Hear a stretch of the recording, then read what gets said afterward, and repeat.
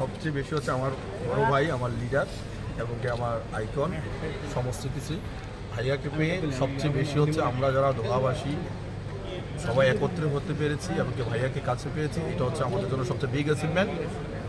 এটা হচ্ছে সবচেয়ে বড় বিষয়। এটা হৃদয়ের জায়গা, ভাইয়া আমার হৃদয়ের জায়গা। এটা হচ্ছে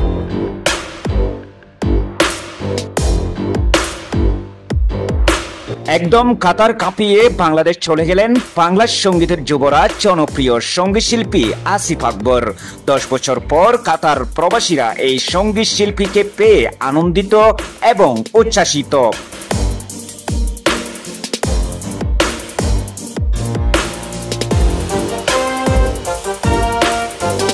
সম্প্রতি তিনি কাতারে আসেন একটি ঈদ উৎসব কনসার্টে অংশগ্রহণ করার জন্য। অনুষ্ঠান শেষ করে তিনি বাংলাদেশে ফিরেছেন। এই সময় দোহা হামাদ আন্তর্জাতিক বিমানবন্দরে বিদায় সম্বর্ধনা জানান ঈদ উৎসব আয়োজন এর প্রধান সমন্বয়কারী রিয়াজ শাহজাহান, কাতার বাংলা প্রেস ক্লাবের সভাপতি এম আকাশ, মালয়েশিয়া প্রবাসী হেলো সুপার স্টারের প্রধান সমন্বয়কারী মিস্টার আনিস সহ কাতারের বিভিন্ন শ্রেণী পেশার প্রবাসীরা। Thank you. আমাদের রিয়াজের উদ্যোগে আসলাম দোহাতে এবং অনেকদিন পরে আসছি। ভালো একটা এনভায়রনমেন্ট দেখলাম, বাংলাদেশিদের উন্নতি দেখলাম, আমাদের এভিডেন্স ফাইটাররা আস্তে আস্তে উন্নতি করছে, এটা আমাদের ভালো। Thank you. আমরা দেশের বাইরে যারা আছি বা যারা থাকি আমরা, তারা আমাদের দেশের সম্পদ এবং অনেক ফ্যামিলি ফেলে দিয়ে দেশের বাইরে আসে। তো সুতরাং পরিষ্কার বাংলা সবসময় বলি যে দেশের বাইরে রাজনীতি আমার পছন্দ না।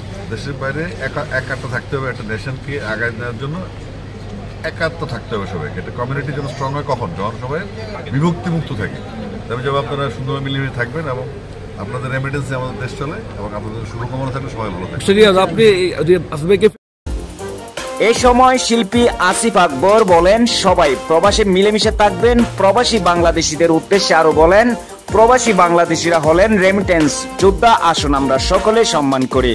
এই বলে তিনি সকলের উদ্দেশ্যে বিদায় নেন।